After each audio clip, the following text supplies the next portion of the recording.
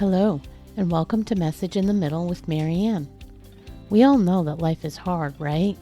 It's messy, it's unpredictable, but it can be wonderful all at the same time.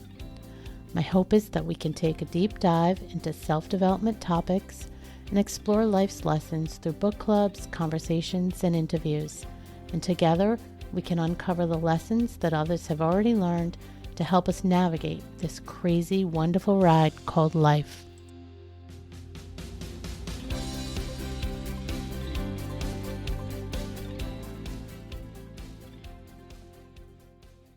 Hello and welcome to Message in the Middle with Marianne, and today with my guest, Lauren Lemieux. As a professionally certified life coach, Lauren works with people who feel stuck, feel fed up, frustrated with where they are in life, either professionally, personally, or both, and who are ready to create a life they love instead of living one they just tolerate.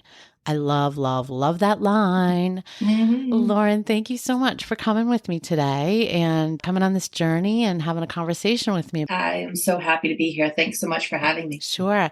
So I really do love that line. And I feel like after having done this work now with the podcast and talking to so many people over the last year, it has become even more apparent that so many of us live these expected lives instead of, the ones we're truly aligned with and able to celebrate and be really fulfilled in. And I think you can start us off in a great way by sharing your story, because I think you felt that firsthand and made that move. But can you kind of tell us about that story and how it got you here to where you are now? Sure. Yeah, I'll try to do the short version because it does encapsulate about 25 years. Basically, what happened is, in high school, setting my ways for college, and a very innocuous event actually it drastically skewed my future.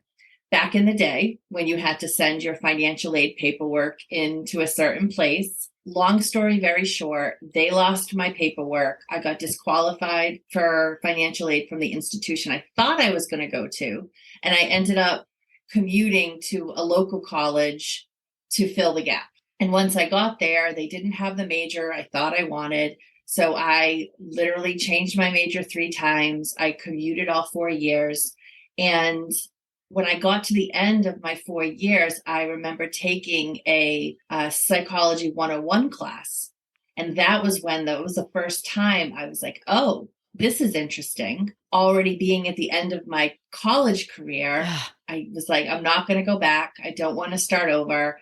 I'll just chalk it up to an interesting class. And in college, I also was working for a family business part-time. So when I graduated, I had no real direction because I had changed majors 3 times. No idea what I wanted to do. Had a humanities and social science major. And my family was like, well, come work here. This is what we want you to do. Just come here full time. So I did. And I say that almost from the day I started, I already felt like I was in the wrong direction. Like I knew I wanted to do something else.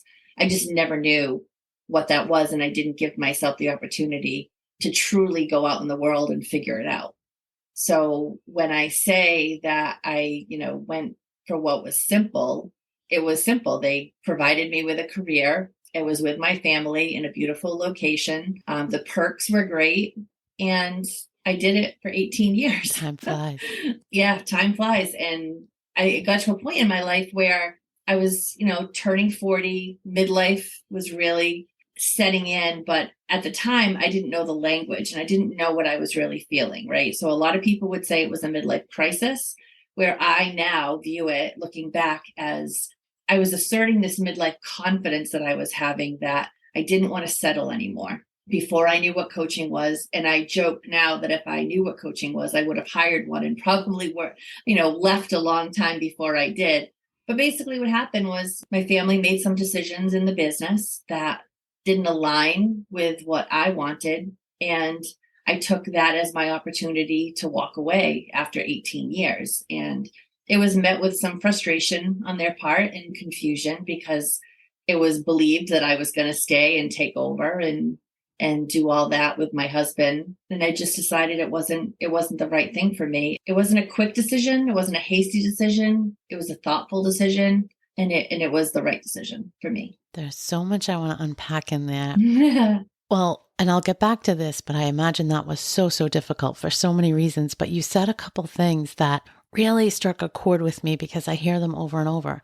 So even back when you got out of college and you first started to do this family job full time, you said something like, you know, you knew then, or you felt, or you had this thought, gosh, we have these whispers, right? And they're there and we ignore them and we push them off and we tell ourselves there's something else, but the universe is talking to us. We know our intuition is better than we give it credit for. So I just wanted to circle back to that. And let me ask you that. Let me just go there. So when you work with people today, your clients, I know one of the things that you focus on and that you help people with is identifying what they want to do. And I think a lot of people struggle with that. Mm-hmm. We do get whispers, but we often ignore them, don't realize they're real things. Or, you know, we get so lost in life, as you did for 18 years, doing what we do, what we have to do, that we sort of lose track of those things. So what are some of the ways that you help people call that out and figure out, you know, what makes sense or what would make them feel more in alignment? I am a huge proponent of the viewpoint that it's not what we do, but who we are, right? So it's not what do you want to do, but it's who do you want to be? What's the space? What are the actions? What is the profession or hobbies or anything in your life that bring you joy? You know, I actually just listened to an interview the other day that spoke about this misconception we have that our professions have to fulfill us and be where we find all our purpose. And his message was, you know, maybe the profession is like the means to be able to do and to be in the space that brings you joy and helps you feel fulfilled, right? Yeah. So I help my clients by just giving them that judgment-free zone to explore what they're sensing, what they're feeling, what they're envisioning themselves to be, and provide them with that foundation to kind of wonder what is possible. Like, what is possible if you took that opportunity, if you said no to this opportunity, if you went down that path and had that conversation? Who are you being in that moment? And is that aligned with that vision of what you want to create for yourself? What do you think holds most people back? The F word, fear. Fear. It's really, if you think about it, it's fear of the unknown. How would people react? What will people think? What if it doesn't work out? Yeah. You know, fear is just, it's such a blanket for so much of the decisions that we make, that when we get to the point where we realize that the opportunity for change is really just that, it's an opportunity, and see it in a positive light instead of being fearful as to what might go wrong, right? It's just shifting that perception of what change is for a lot of people, and realizing it's not set in stone either. Just because you make a change, you're not signing your life away into that one change. You could change again, something else could happen, you know, but that fear really paralyzes people until they get to a point like I did, where it was physically unhealthy and mentally unhealthy, emotionally unhealthy. And you put yourself in survivor mode. And that's not a way to get to that destination either. I've seen and heard that over and over as well. Most of the time, it feels like there's some juncture, there's some pivotal moment, some straw that breaks the camel's back that makes people kind of wake up, right? And really start trying to figure all this out. And I've always said, since I started doing this a year ago, I've been saying, like, I wish if I could just make people wake up earlier, like start asking these questions, to your point, when you were 18, 19, whatever. And if there was a path that people could figure out how to do that, gosh, think about how many years, right? Unfulfilled years. Now, listen, we both know they probably weren't all horrible. Like you said, it was a great location. You made good money. You had good benefits, whatever. It's not like it was this horrible nightmare, but it didn't fill you up. Correct. And I wish we could somehow figure out how to let people figure that out earlier. That's exactly what coaching is. That you just very succinctly described what a coaching relationship can provide to someone who is looking for that epiphany, who is looking for that shift. Sometimes what's so powerful in the coaching relationship is a lot of times those epiphanies happen in between the coaching conversations, right? So epiphany doesn't happen while we're talking back and forth, but it might be like 3 days later, a week later, in between the sessions, that something just clicks and you're like, wait, what? I don't have to do this, or I get to do that. Or it's amazing what happens when you start shining a light on your ownership too of what is happening, right? Instead of seeing it as things happening to you, look at it as things happening either for you or your role in the situations that you're deeming uncomfortable. I think that's a hard one for a lot of people, right? I do think a lot of people gravitate towards the thought that everything's happening to me, whether that's good or bad, like good or bad things. I think they do take themselves out of the middle of it, right? And don't really take the ownership of what their part in that is. How do you teach that? Ooh, how do you teach it? That's a great question. And I think as humans, we innately all have it within us to do. It just shows up at different times and in different ways. And you hear people, doing the work, right? To be more self-aware, to become more connected to the things that light you up versus draw you down, or deplete you.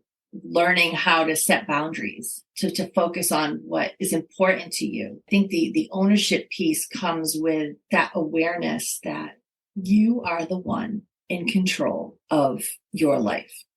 Can you control what happens around you? No. You only can control your reactions in the world that you're living in. And it's easy for me to sit here and say that when I'm not the one managing the illness or the hard boss or the challenging relationship or the things that really cause people to tighten up and stay the course, right? There's too many variables sometimes to be able to make the one big change. But in saying that, some people forget that you can make little changes too. Yeah. And a lesson that we often talk about, not so much related to this, but those little changes consistently, right? They're what add up. I mean, you just got to be patient, but over time, they can really result in some really big changes. And if I think back to your point about the podcast or whatever you were listening to, because I've heard that as well. I actually subscribe to that thought. You can't always get the job of your dreams, right? Just for many reasons. Maybe, I don't know, the job's only located in Alaska and you don't live in Alaska, whatever it is, right? There are reasons, but you can really lean into the things that light you up and do them on the side. Like, do it as a hobby. Who says you're going to get paid for it or whatever, right? There's other ways to bring it in. And so I think people need to get more in touch with that. And a lot of people don't even know what their dream job is. I know. Yeah. Right? They know what they like to do. Maybe they like numbers. Maybe they like writing. Maybe they like reading. Maybe they, whatever the skills are that they have. Just because you have a skill to do it, it might not mean that you like to do it. That's true. Right? So I think that's a great point, is do the work that enables you to connect with the things that light you up and the things that bring you joy. And and if you can do that in a space that's healthy and it's, you're not dealing with a toxic work culture. Some people have their dream job, but they're miserable because of the way organizations are run or people there's a litany of reasons why or how those two things may or may not add up. That's probably a big hurdle for a lot of people when they do get that dream job, but they're still miserable. Yeah. It's making me think when you were talking, I was thinking we've gone full circle, but it does tie back to the self-awareness, right? Because one of the things I often say to people when they're saying like, how do I figure out what I like to do or what really lights me up? And this was an exercise that I heard from somebody else and it really helped me. And I've now heard it from many other people, is if you think back to your younger years when you were a kid and think about the things that you really enjoyed doing, almost always you can see those same patterns throughout life that you liked doing those same kind of things and they really fill you up. But I think it all goes back to that self-awareness and even being able to take accountability for your role in it. You have to be self-aware of Where do I fit in? What is it that I like? Which kinds of things and the person that I want to be? Again, back to your point, going full circle. Mm-hmm. But I think it all kind of boils down to that self-awareness and really doing that deep reflection with yourself. So I guess I can see with a good coach that you could definitely get some assistance looking in those places that you hadn't necessarily tuned into yourself. Yeah. And I have a funny story about the childhood, how it plays into your role when you get to that place where you're like, oh, this is what fulfills me. This is what lights me up. So I was a teenager, and I'm an only child. And my parents, I overheard them have a conversation one day that they didn't know I could hear that basically said, we'll stay together until she goes to college and then we'll get a divorce. And as a teenager, my first reaction was, that's the stupidest thing I've ever heard. Like, why would you do that? Why would you sacrifice the next 3 years to live a lie, to keep this fake family dynamic going? Like, what's the purpose? How would that help me if you guys aren't happy? All this was like circulating in my mind. And I literally went to them and I was like, if you guys don't want to you don't want to be married, get a divorce. Like, what is the big deal? And as a teenager, I really navigated a lot of that for them and helped them kind of see that it was not in my best interest or their best interest to stay together when they didn't want to be together, because they were doing it for the wrong reasons. They weren't staying together because they loved each other and were committed to each other and the family. They were potentially worried about how I would feel, how the rest of the family would feel, what people would say, all that other baloney that just doesn't mean anything. So even back then, I had that, well, what do you want? Like, what is best for you? What do you want to do? Forget about everybody else. I love the idea of put that darn oxygen mask on yourself first, like take care of yourself first before you're going to be capable to take care of other people. And I lost that, that I've always been that way from my friends, like in my family, like I really strive to always be don't ask me for advice. Don't ask me what I think you should do. What do you want to do? Right. That was my way of having conversations. So when I decided to leave the family business and I reached out and someone close to me said, well, what do you want to do? And I said, I just want to inspire and empower people to live the life they want to live. And she said, well, what about life coaching? And I said, what the bleep is life coaching? Because I had no idea. And this was 10 years ago now. Had no idea about it. But once I learned about it, I was like, oh my goodness, I have been this person my whole life. Yeah. Like this has been within me my whole life. I had no idea it was a profession. I had no idea it was even out there. So it unlocked this world for me that I literally had goosebumps the day that I watched the first informational webinar on the certification program I went through, because it was like this right here. This is what I was meant to do. So amazing.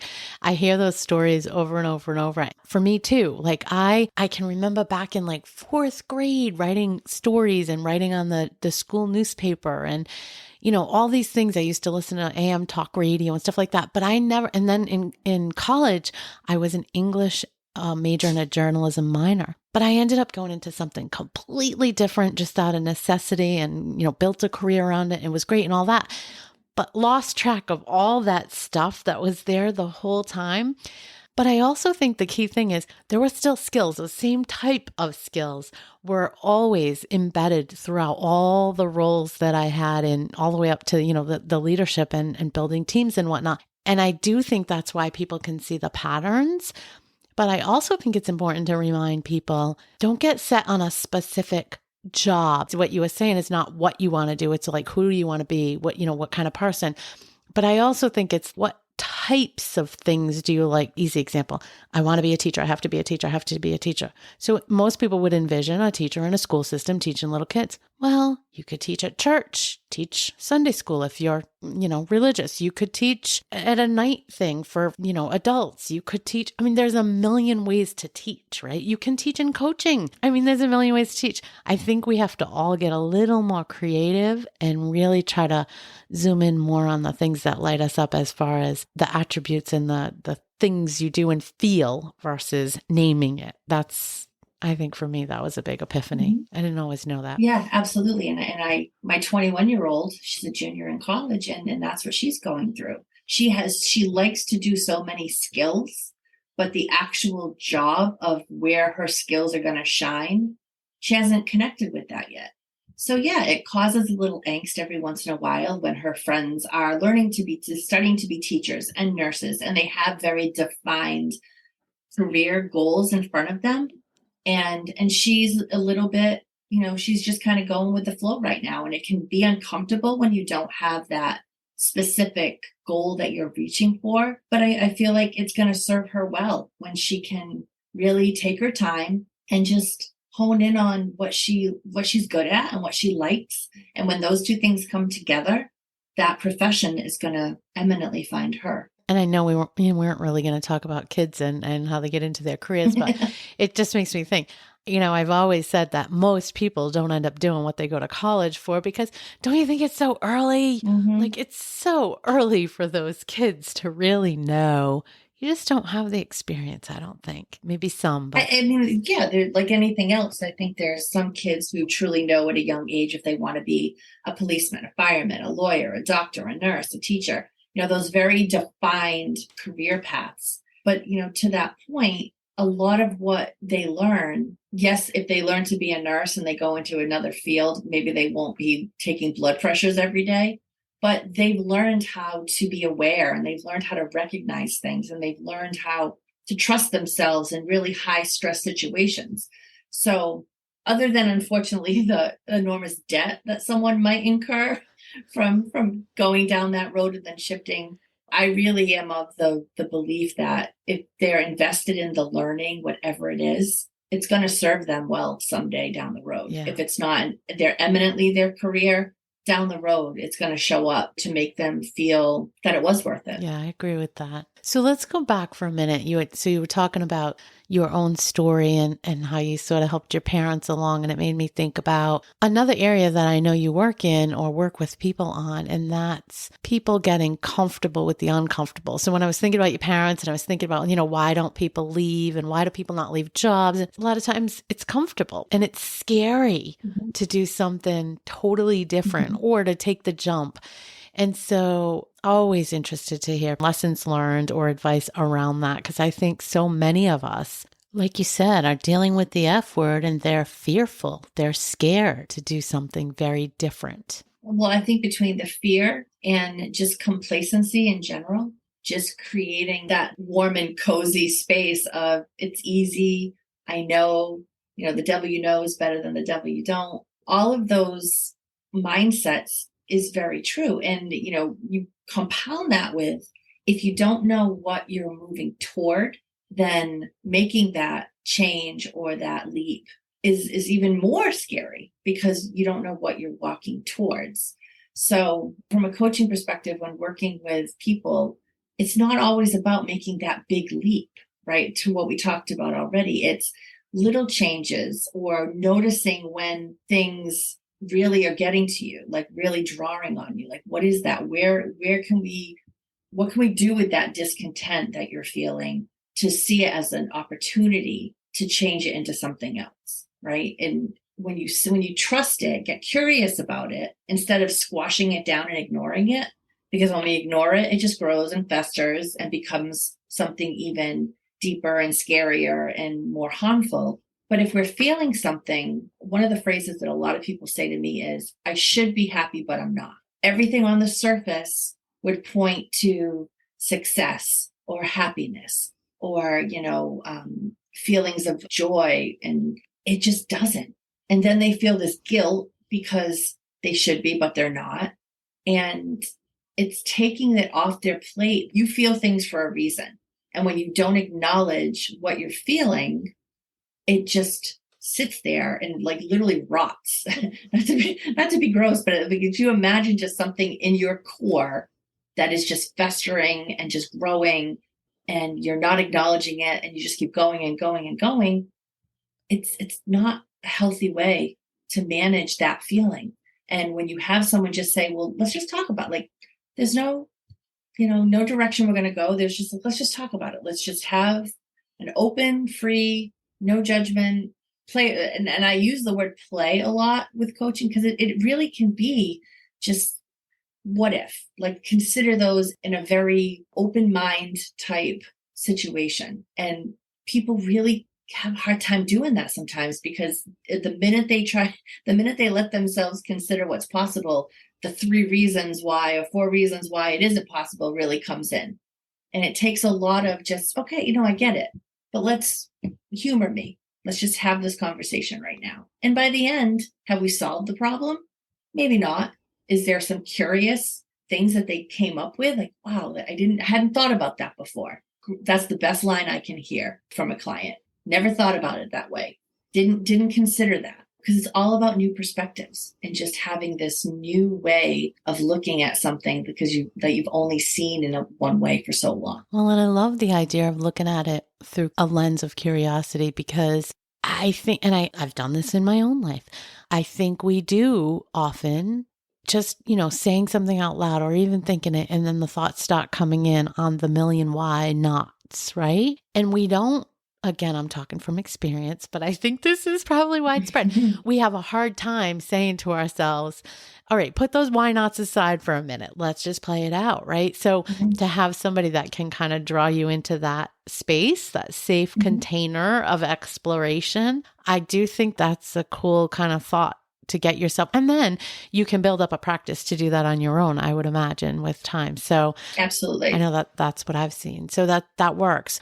You touched on, you didn't say the words, but you kind of described it. So often with any change, limiting beliefs come into play, right? We've talked about limiting beliefs a gazillion times on the show because, whether it's, with weight loss is a big area we talk about, but it doesn't matter. It could be anything you're trying to do or change. You have all these preset notions in your head from all the signals you've gotten your whole entire life. They're really hard to shed.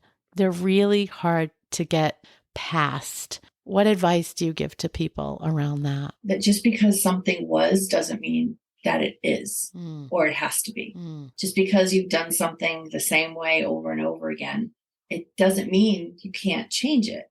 And there's something about owning your own happiness and not putting that on situations or anybody else's shoulders, right? Releasing any notion that the change that you're wanting to make isn't possible, is just your brain's way of keeping you safe because it doesn't want you to try new things because it wants you to be safe. And we were, as humans, when we were first created, it was like that fight, flight, freeze, right? Our bodies sense one emotion, and our brains have a very hard time realizing that we're not going to die by making this decision. But our body, the emotion is like the same. So we have to train our brains that this is not a life or death decision. It is just a decision. I'm just making a choice. And if it doesn't work out, I'll make another choice. And if that doesn't work out, I can make another choice. We're not only given so many choices in our life before it expires. Yep, you're out of choices. Right? Right. And that's what we forget. We think these huge decisions are these life or death. But if you really what would happen? What would happen if you make that decision? And that's an exercise that we go through. And with humor, I'll be like, so the world's not going to end, right? And, obviously it lightens the mood a little bit. Yeah. But I think that's what we forget. It's like our bodies cannot tell that we're just trying to make this one decision that is going to impact us in the short term, maybe the long term, but you can make other decisions. It's not finite. Yeah. Right. Even if you take a job, even if you make that change, if it doesn't work out, you know what? Let's do it again. Yeah. You also made me think of another exercise that I think works well for some people, but I think doesn't come naturally is when you ask those kind of questions, like, what's the worst? What could happen? And they give you an answer. And then it's, again, ask the question, and people can do this for themselves. Ask the question, okay, so that thing, that worst thing, it wasn't the world ending. So what was it, right? That thing happens. What next? What does that mean? What? And keep drilling back, because I think we often stop at that first worst thing. But if we keep drilling back, you get to a place where it typically ends up being really not the end of the world, Hmm. right? Right? I see your Yeah. face. But I think people don't, again, I can understand why for a lot of people it's helpful to have a guide, to have a coach push them to that next step because we don't naturally do that ourselves. And it could be even a mentor. It could be a colleague. It could be someone that you trust, because when you go to someone and you have that struggle, when you confide in someone, a lot of people, they don't want to ask for help. They keep it all to themselves. They maybe feel shame or they're embarrassed or they're confused and they just don't know what to do. A tip I want to remind people of is if you put yourself in a place where someone has come to you, think of that time when someone has come to you and said, "Hey, can you help me with something?" Or I'd love to talk this over with you, get your insights on it, right? Remember that when you are the person that is reaching out to another person, you're giving them the opportunity to help you. Yeah. And what an expression of trust and respect. And how vulnerable is that when you just put yourself out there? So, as much as if you're the type of person that enjoys having people come to you, remember that when you have the opportunity, you can give that to somebody else too. I love that. Would not have thought of that. I really do love that. Yeah, I'm glad. Yeah, it's an opportunity. It is. It's and to talk about connection, that comes up a lot now too, that we're so disconnected. Yeah. How do we become connected? You connect with conversation. You connect by, having those real conversations that mean something, and at the end of the day, connection is everything. Yeah. I've openly had conversations with other coaches on the show about, the market is saturated with coaches now. So people know that I have mixed opinions on them. I think there are some great coaches out there, and I think there's a great value in having one in your life at the right time with the right connection to that coach. To the point you just made, I don't necessarily think everyone needs one all the time. And there's other people you can lean on. What I was going to ask though was, what's a typical engagement look like for somebody that doesn't know? Like, how do you frame that up? And is it like typically, we're generalizing, guys, it's different all the time, but what is it? Is it 6 months, 2 years? Does it differ based on what you want to work through? It does differ. Exactly. And I think the big thing to remember, I come from a place of that people don't need a coach. People should want a coach. I like that distinction. If you want to invest in yourself, to move yourself in a direction that you can see, but you don't know how to get there, if you're just feeling like you don't have someone in your life that you would want to, give them, go to them with what you're dealing with for whatever reason, if you have any fear around it, it really is. I have people that I've been working with for years who I am on their schedule as this time that they're going to come to the session and they're going to just, whatever it is, we're going to work through it. And it always ends up circling back to a similar, fear that they have or an obstacle, that it's an ongoing process to work through what is holding us back. Some people come with a very specific thing that they want to work on. And at the end of that, we end the engagement. It could be, I've had people that what usually has been happening recently is I ask for a 3-month emotional commitment on your part. Just like if you're going to the gym, if you want to get healthy, you cannot go for 2 weeks and expect your body to change, right? It's an ongoing investment that you're going to make in your health to go consistently, do the work, and over time, you'll see the results. Same premise for coaching. So if you just give yourself that, 3-month window, which eminently is like 6 sessions, what ends up happening is then people continue, but I don't offer a program. It's not like a course. Yep. It's not like you sign up for this for 6 months and then we're done. It's a relationship, it's someone that, and it's the energy of the conversation. And, what people talk with me, they can talk with anybody, but it's the way that our relationship is created, that we've designed that relationship to be what it is. And if the purpose is for me to hear what you're saying and hold you accountable and help you unpack what you're really wanting for yourself or not wanting for yourself, then that's what sets me apart.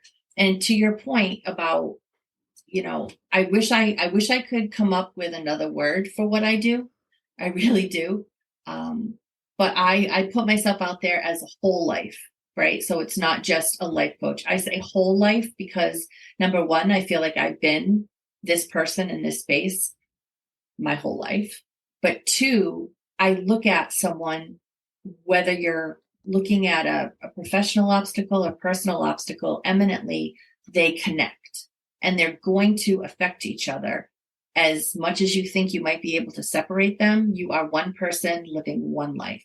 So I want you to see it as a whole person identity, to be able to see the value in getting the support in one area or another. I think that's a good distinction. And I also think, again, wasn't really planning to go into this, but I think it's important for anybody that's thinking about it. And I do know of a couple of people that are or have and weren't, they didn't love the experience they had, but I think they were working with somebody on a very targeted thing and wanted something more global. So I think it's important to know there are sort of multiple kinds of coaching, and you definitely can go take a kind of a course coaching session. Let's say I'm going to make it up, you want to write a book. You might go take a course with a coach on writing books that's very specific to writing a book. And guess what? I totally recommend that kind of thing because they may have done all the research and all the legwork and done it 12 times and know all the it's a cheat sheet. It's a Cliff Notes version, if you will, on how to get from A to Z versus you're figuring out all those steps. That's different to me than a whole life coach who has to really get inside your brain and help you kind of vet out all the messiness in there, which we all have. But I think it's different. I think it's a different kind of coach. And I think that's probably important for people to recognize. Yeah. And it's more than just the brain too, because if you remember that your brain, your heart, and your core are all connected, right? It's building that connection between your three brains and your three heart centers and your three areas in your body where you receive messages. And it's just opening up yourself to, sometimes it's getting out of your head, and it's listening to your heart, and it's trusting your gut, trusting your gut and just opening yourself up to what your heart is truly wanting. You can let your brain know that it's okay. Like your brain is trying to protect you by keeping you stagnant and keeping you still, right? Well, and it provides an accountability partner too, right? And I think that's probably key as well. Your reference to the gym makes me think about, how many times have we all said we're going to do something and we don't do it? But when you have somebody that you have to check in with for 3 months and talk about the progress, you're more apt to do it. So I do think there's that accountability factor. So I want to circle back to another area that I know you help people with, and it's come up before in our group, and I've been asked to do episodes on it before, and I have, especially around the holidays, I did a few. But the topic of procrastination, I think a lot of people can get stuck in I'll say sort of the swirl of having too many things to do and then not doing anything. What have you seen? And do you have any good tips around people that tend to sort of lean towards procrastinating and not doing anything or not doing it until the last minute? Well, to what you just said, the having too many things to do and not doing anything, I don't think that's procrastination. I think that's just overwhelm.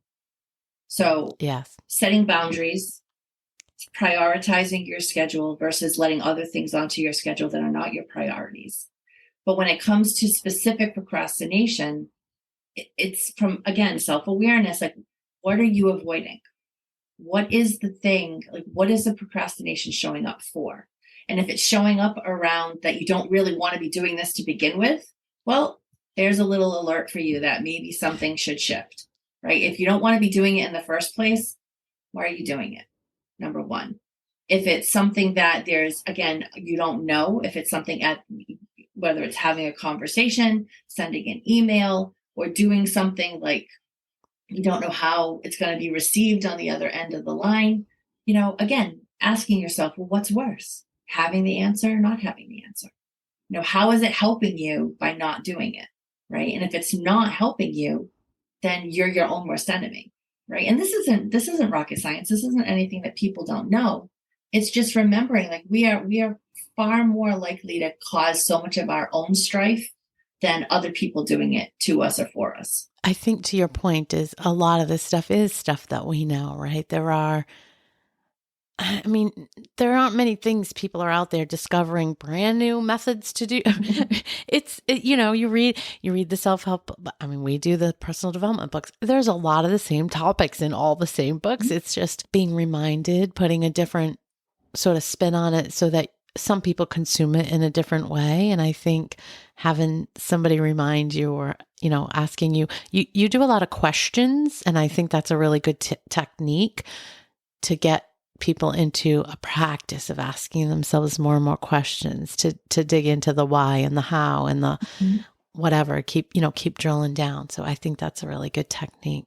So you've been doing this now for 10 years. 10 years. 10 years, yeah. What's the one thing that surprises you the most? What surprises me is sometimes how simple. The simple, not easy. When things are simple, it's just they're not easy. And when people really hone in on why didn't I do this sooner? Like, what was stopping me? Like, the knowledge that's gained every single time you do something that you've never done, then, like, the possibilities are endless to move you in the direction that you want to be in. I want people to know that it's more important for you to focus on you and your happiness than the people around you. Some people might think that's selfish, but it's not selfish, because when you're happy and you are making sure, like, what you need and what you want is there for you, you're going to be able to be there for whether it's friends, family, colleagues, clients, even, like, whoever you're in service to, you're going to be better off doing so with a happy heart. I love that advice. It's a great note to end on. And I would challenge people to find something small in that vein, because I do think, especially as moms and women, I just think we often put ourselves last. Mm-hmm. And I think even just finding a small shift where you can kind of fuel your soul just a little bit, I think you'll notice the difference. I know, for me, that was a huge shift, a year and a half or so ago. And it really does change your whole life when you start really fueling yourself, especially if you haven't done that for years. So I think that's fantastic advice. Thank you for that. Thank you for chatting with me today. This has been great. And we will put all your links and stuff out there, but is there one specific place you like people to connect with you on? What's the easiest for you and for them? Actually, the easiest for me is on Instagram. I love the platform. You can go back and just look at everything right there and then. I've been having a lot of fun with weekly videos that I put out. I call them the What's Up With You Wednesdays. And they're short. They're only about 1.5 to 2 minute little videos, and they're all on my Instagram. So you can go there, and I believe my phone number, my contact information is all there. So if you just check out Instagram, Coaching to Fulfill Dreams, you'll find me. Awesome. And we'll put that link out there. But I love the little tidbits of information that people can get. There's so much now that people can get out there, and really it's another way to see if they'd be a fit for each other, I think, because you can see styles and you can sort of see the kind of content that people like. So good stuff. Thanks again for joining me today. It's been fun. Yeah, thank you so much. Thank you for listening to this episode of Message in the Middle with Marianne. If you enjoyed the podcast, please take a minute to share it and write a review, as it helps bring new listeners to our audience. If you'd like to keep the conversation going between episodes, please join us at Facebook group Message in the Middle with Marianne.